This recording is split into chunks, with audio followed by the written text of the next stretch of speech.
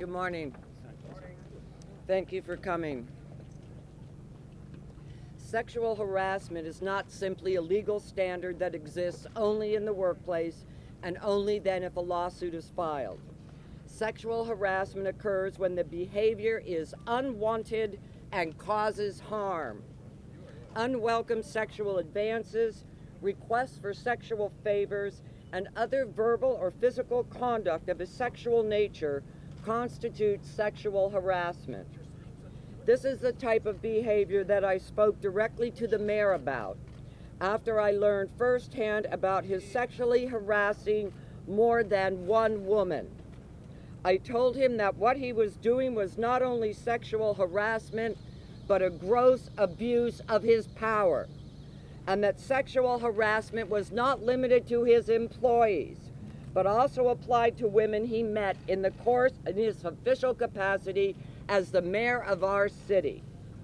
I explained that because he was the highest elected official in the city, he wielded a lot of power, and he had an obligation to behave in an appropriate manner, because it had the same effect on women whether they worked for him as an employee or whether they were an employee of a company or organization or even an individual who had dealings with the city. For example, what if the woman worked for a company that assigned the woman the task of having the mayor attend their event, and their job depended on making sure he would do so? How might that woman react to his asking her for a date or touching her, when her job could be impacted if she said something to rebuff his advances? I explained that his actions placed women in bad and disturbing situations and were unacceptable. I left the meeting, and I knew he was not comprehending what I was trying to tell him. Over the past many weeks, the mayor's pattern of behavior has become clear to me. It begins with him checking a woman's availability through asking her about a spouse or a boyfriend, then isolating the women somewhere off where they can talk. He then requests dinner, a later meeting, making unwanted sexual comments, or physically imposing himself upon her. I would like to read to you the stories from two women who met with the mayor, and I want to provide you some specifics. Constituent number 1 says, I went to see Mayor Bob Filner at City Hall earlier this year to talk about a city issue that concerned me. When the mayor was ready to see me, his staffer accompanied me into the room where the mayor was waiting. A few moments after the staffer and I entered the room, Mayor Filner asked the staffer to leave the room. The staffer complied. The first thing the mayor did after the staffer left the room was ask me whether I was single. Before I could answer, he followed up by asking me whether I was seeing anyone. I then responded, Mr. Mayor, you have a very beautiful fiance. Mayor Filner then said, I'd like to go out with you. May I kiss you? Immediately upon asking whether he could kiss me, Mayor Filner grabbed me and kissed me. I was able to push myself away and hurriedly left the room, very upset. It should go without saying that his comments and physical comment were, to put it kindly, extremely unwelcome. Constituent number 2. This constituent deals with a variety of policy issues that are relevant to the city of San Diego. Upon first meeting Bob Filner, he was cordial and seemed interested in her conversation, which took place following a debate. He was not inappropriate in any way at that time. As the campaign progressed, this woman was inspired to volunteer and even sent him a couple of opinions regarding policy issues in which she was involved. Filner responded to one of her messages, "You are wonderful," which naturally made her feel useful and inspired her to continue helping with the campaign. Following his successful bid for mayor, Bob invited this woman to meet privately with him. At their breakfast meeting, the mayor made some flirtatious comments which were chalked up to friendly banter, but politely rebuked. The policy issues were the focus of discussion, and it seemed to her that the mayor genuinely valued her perspectives.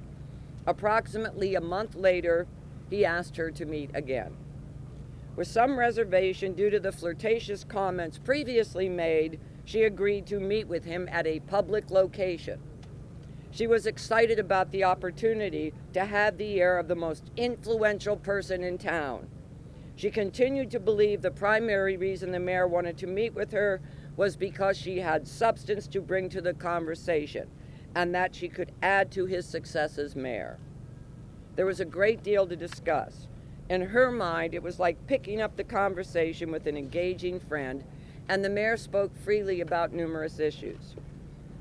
As they were leaving, the conversation suddenly shifted. "I want to kiss you.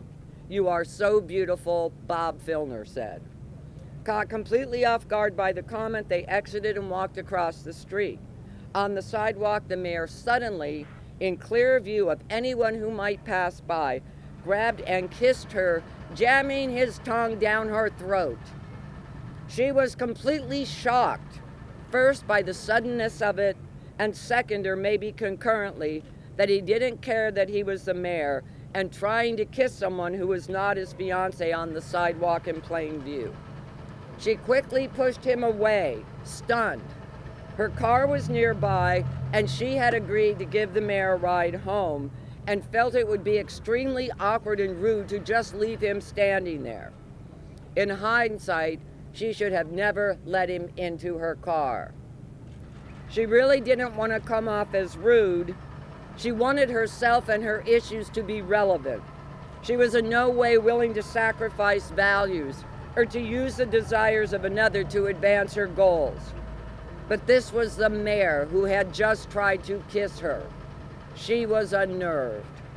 While sorting this out and about to drive off, the mayor quickly had his hand on the inside of her bra and was again trying to put his tongue down her throat. In reflection, she now feels guilty and ashamed for not more forcefully rebuffing his flirtations and his groping. She feels that if she had done so, maybe things would have gone differently. Maybe he would still be interested in her issues, and maybe he would have not done this to someone else. This is a woman who genuinely admired the mayor, and she has been made to feel that in order to be heard, to have access to the mayor, she would have to accept the unwanted flirtations, private meetings, and possibly, eventually, sexual relations.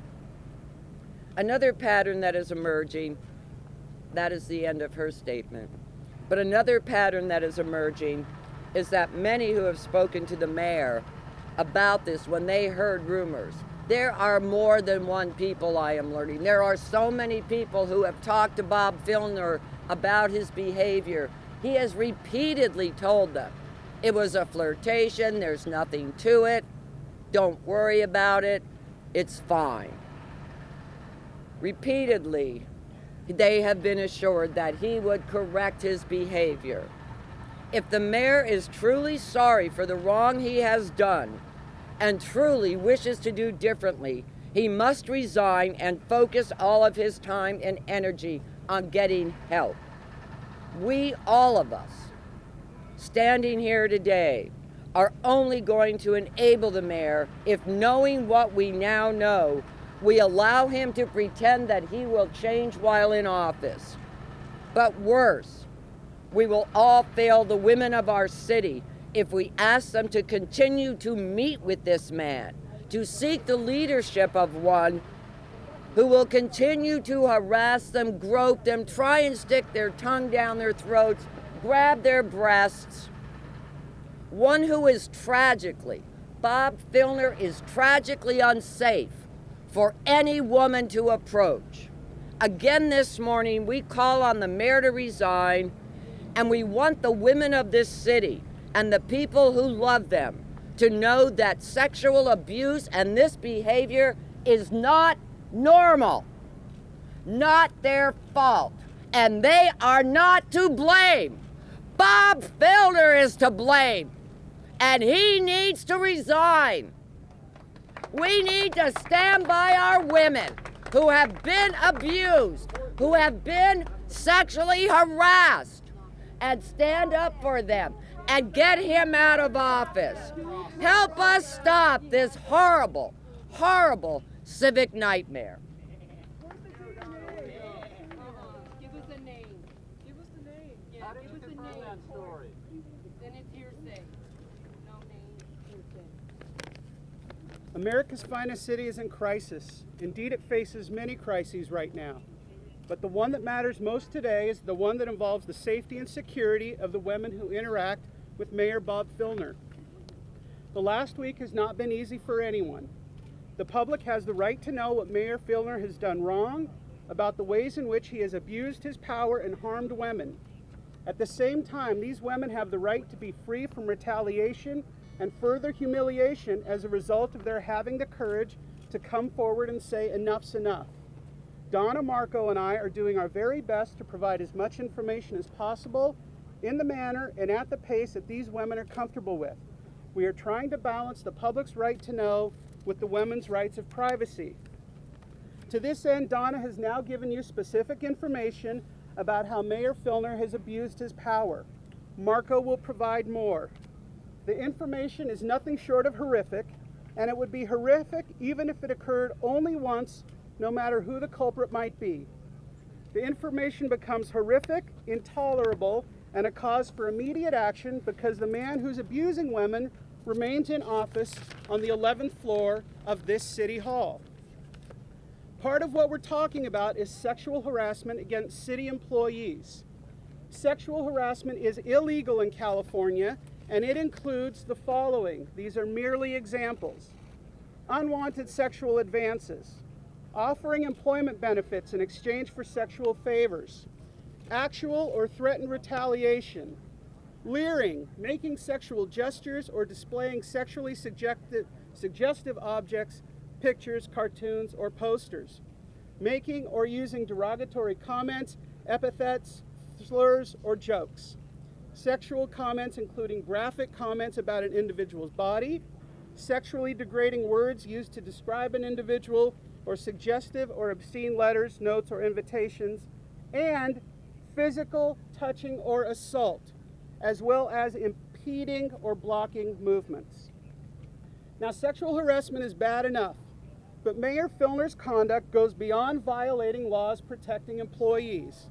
Mayor Filner has also violated his constituents by abusing women who supported him, looked up to him, believed in him as a champion of their causes, and wanted to see him succeed in all that he promised to do for this city.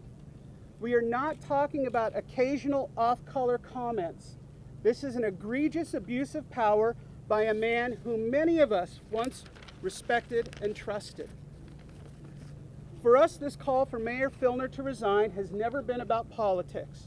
It is about public safety and core community standards and values. Abuse of women will not be tolerated in our community, not on one occasion, and certainly not serially or at City Hall. But that is what we have today. As long as Mayor Filner remains in office, there can be no guarantee that every woman he encounters will be safe. And because he cannot provide that very reasonable but non-negotiable assurance, he simply cannot govern. That is why it pains me to say, and have to repeat this morning, that Mayor Filner must step down right now. Due process. Give us a name. Yeah, prove it in court. Yeah, prove it in court. Take it to the district attorney. There will be a sexual harassment claim filed with the city. There may be lawsuits filed against the city. The goals of the three individuals you're hearing from today was to avoid putting these women on trial because we know what so many of you out there know. This mayor cannot control himself and has not for a long time. I'm going to talk to you about an employee of the mayor's office. I'm going to tell you some examples of what she had happen to her and what she witnessed repeatedly in the office place. There's a term, it's disgusting, it's called the Filner headlock. This is what's used to describe a pattern that our mayor has with women. It occurs in the office, it occurs at fundraisers, it occurs when there's a woman present who the mayor would like to sequester and have a private conversation with. He puts his arm around their shoulder, pulls it in tighter around her neck. The woman believes that the mayor just wants to talk to her and gets pulled away from the group where she can't be overheard, where he can't be overheard. And then he begins, as Donna mentioned in her story. Are you married? Do you got a boyfriend? He'll oftentimes pull in close to their face and tell them, you're wonderful, you're beautiful, I want to kiss you. His goal is to get them out of the way, and he says things, come on, you know you love me, just give me a kiss. Let's go up to my office, no one will know. This isn't a one-time thing.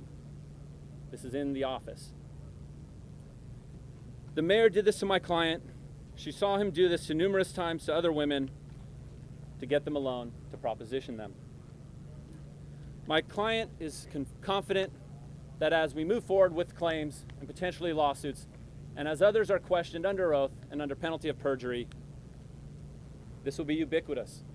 The security detail, the others in the office will corroborate this fact. There's something else. It's called the Filner dance. For whatever reason, the mayor feels that it is within his prerogative to ask women to kiss him, and if he feels even the slightest hesitation in pulling back, he will force a kiss on them. At that point, the Filner dance is when a woman, faced with the mayor, close to her face, not wanting to be kissed, tries to evade, and oftentimes the mayor lands a kiss on her cheek. In the mayor's office, there are women who call him a dirty old man, who push him away. But this is their job. This is their boss. They're scared. They are victims. My client told the mayor early on in her employment, as he was about to go before numerous cameras, you're doing a great job. And his response was, I do a better job if you kiss me. She honestly believed that he was joking at that time, early in her tenure. Little did she know this was the MO, and this would continue for 6 months. My client has witnessed, or has discussed with others who have witnessed, the mayor grab an employee and try to kiss her, have her awkwardly call him a dirty old man and push him away, and yet he continued to make rude comments to her. She has complained that he grabbed her ass and touched her chest. Somewhat recently, the mayor pulled my client into her office, put his arm around her and pulled her to him, stating, I know you love me. I think you're beautiful. Come on, give me a kiss, resulting in the Filner dance to avoid a kiss on the lips and telling the mayor to get out of her office. This made him mad, and his response is telling. I'm the mayor. You can't kick me out of any office. That's the person we're talking about today. While staffing events, employees have to witness the mayor engaging in these behaviors. When pretty women are available to discuss topics, when they come up to him thinking that they're approaching the mayor and getting his ear to talk about issues that matter to them, he pulls them away and they come back flustered. One other thing the mayor did repeatedly, and others will attest to, when he had meetings in his office, there'd be a woman present, and usually a staffer. The staffer's job is to take notes. That's how it's always worked. But when the mayor saw fit, when the woman was to his liking, as they were leaving, he would pull the woman back in, sometimes from a group, sometimes having met with her, just with the staffer. And he would brusquely tell his staffer, you're not needed, and close the door. Sometimes for 5 minutes, sometimes for 25 minutes. We cannot attest to what goes on behind those closed doors, but we know it's happened, and we know that the women have, on multiple occasions, come out and quickly left the office with the most flustered of looks on their faces. My client has known the mayor a long time. My client has worked for the mayor for approximately 6 months. There is no circumstance under which it would be appropriate for the mayor to enter into an elevator with my client or any person who he employs and to tell them that they would do a better job on that floor if they worked without their panties on. If those of you calling for due process need to understand why Donna, myself, Cory, my sister, Lorena Gonzalez, Tony Atkins, David Alvarez, Todd Gloria, and others have stood up and called for the resignation of this mayor, now you know. Donna and I met with the mayor to talk about this particular employee's grievances, to talk about what he would need to do. And I stand here before you to say, our mayor needs help. Our mayor needs to step down. Now, in response to the obvious pressure put on him and our attempts not to disclose who these women were, the mayor, knowing full well these stories, and Donna and I having talked about them to his face, issued the apology last week. And that apology was very important, as those were abandoning him for the sake of protecting these women.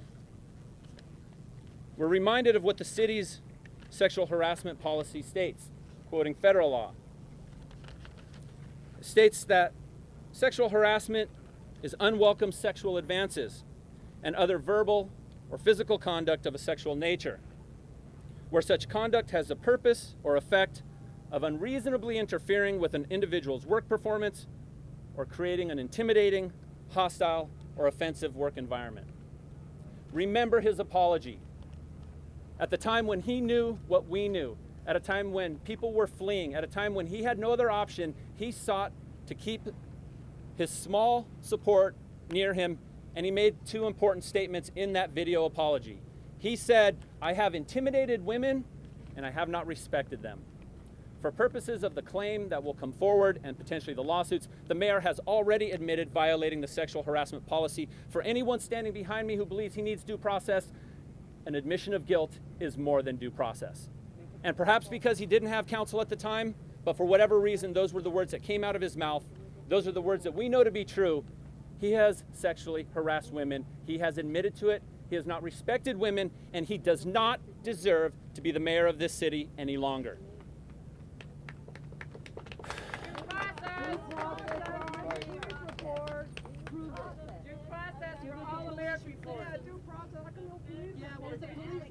I just want to say one thing. Say it and then I'll finish. I just want to say one thing, that I believe the mayor is getting the process he is due. Final comment. As I mentioned, there will be a sexual harassment claim filed. But you must understand, when you file a claim against the highest level of CEO in the biggest company in town, there are certain measures that must be taken. This isn't something that is investigated by someone who reports directly to Bob. This is something that will have to go to other authorities, and it may not happen tonight and tomorrow. And the decision whether to file lawsuits into taxpayers for millions of dollars for the harm that these people have felt has not yet been made. But I will tell you this, we stand before you with about as much evidence as we would ever need to take this grand step. And I would urge every person in this city who believes what we've said to call on the mayor to resign at this time.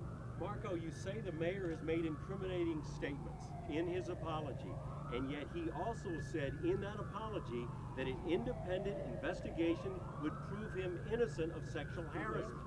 He said that. Wrong statement. I think we need to be clear, and frankly, this is something that was very evident when Donna and I met with Bob.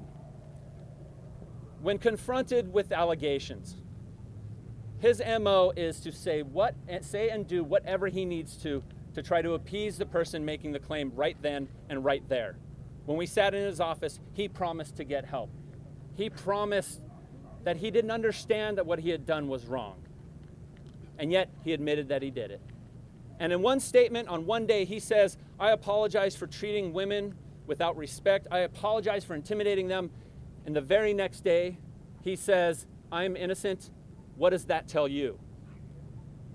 You said that sexual harassment is illegal in California. So do you, I mean, these are serious accusations. So do you see them as possible crimes? And if so, why haven't you gone to police? That's right. Due process. As I said, The goal of myself, Donna, and Cory was to not have to go there. And as I mentioned at our last, excuse me, our goal was to not have to go there. And it was our goal when we stood before you on Wednesday, but we told you the mayor would write the next chapter. And when the mayor issued his statement on Friday, after admitting to guilt and he then claimed innocence, he wrote the next chapter, and this is it. And I will tell you right here standing before you, this is part of the next chapter. Regardless of what the mayor does from here on out, short of resigning, we will do what we need to do, whether it is criminal, civil, or administrative, to ensure that this gets resolved. Marty, excuse me just one second. I'd like to explain something to your question. The thing is, the decisions on how these issues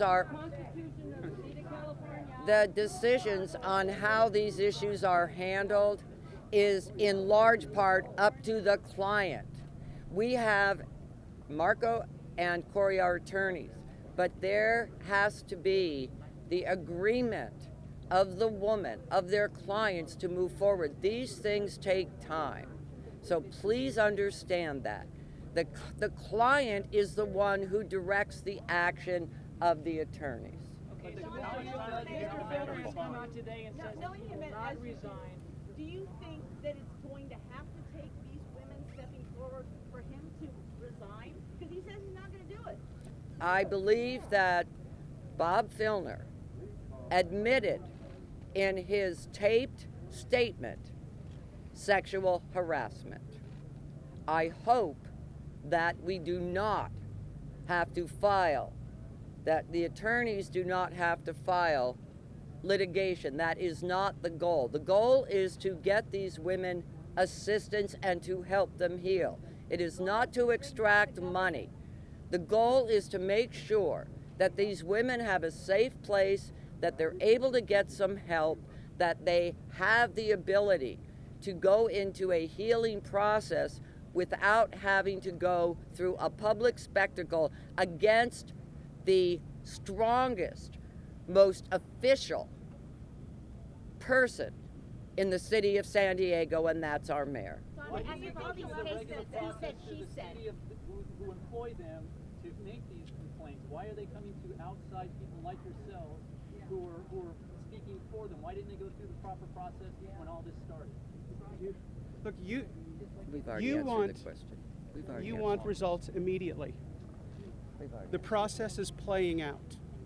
Can you tell us if you're No, they representing didn't more answer than the question. Why didn't they go to their immediate supervisor and go up to Chancellor? Look around. Look around. Read the message boards, the story that came out in the Reader, and look how people react. When you go forward as a woman who has been sexually harassed, the questions are, what do you look like? What were you wearing? What was your role?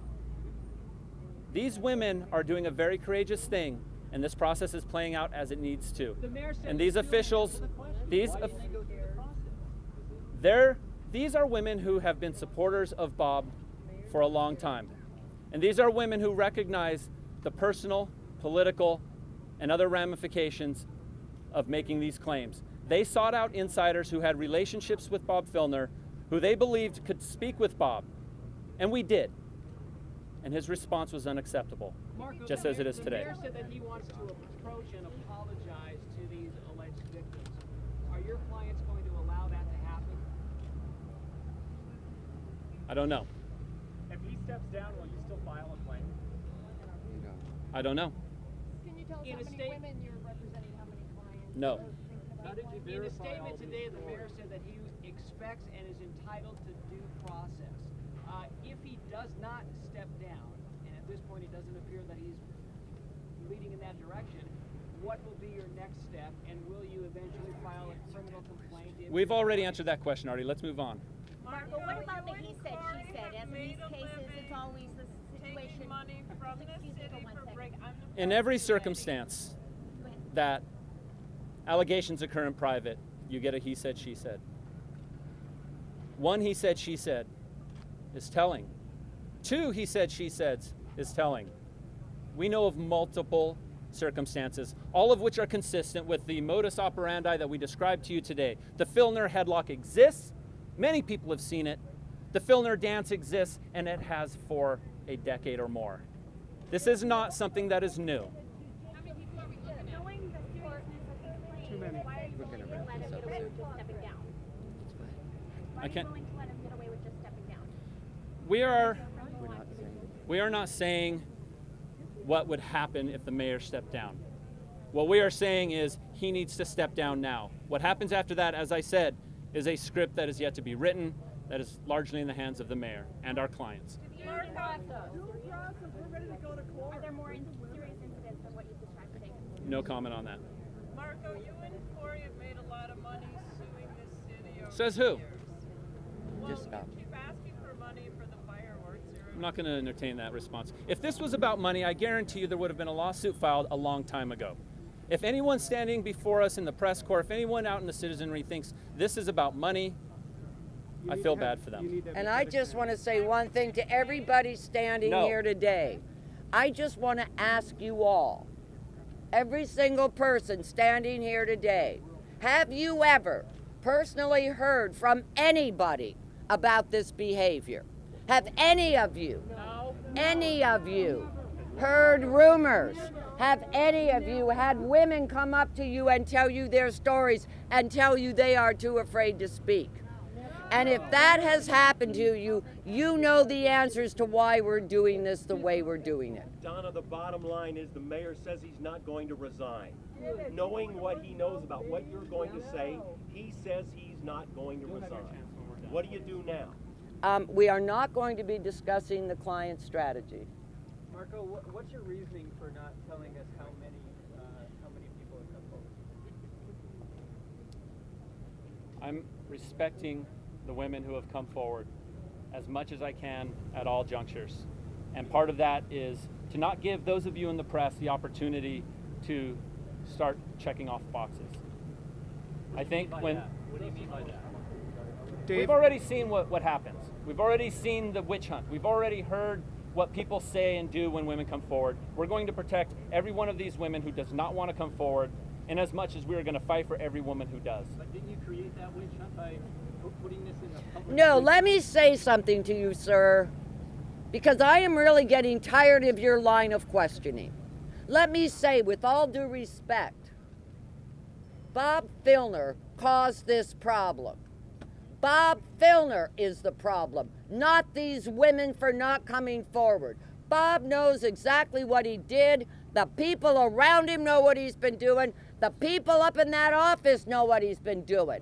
The people in the press know what he's been doing. So don't look at me and make those kind of comments. Then how come you didn't know while you were on the city council? When I found out, you want to start blaming people for not coming forward. Let me tell you something, sir. The moment, the second, the instance, I had credible evidence from an account, from a victim, firsthand, I came forward. Don't look at me like that. Is there any way to give us a rough We're done.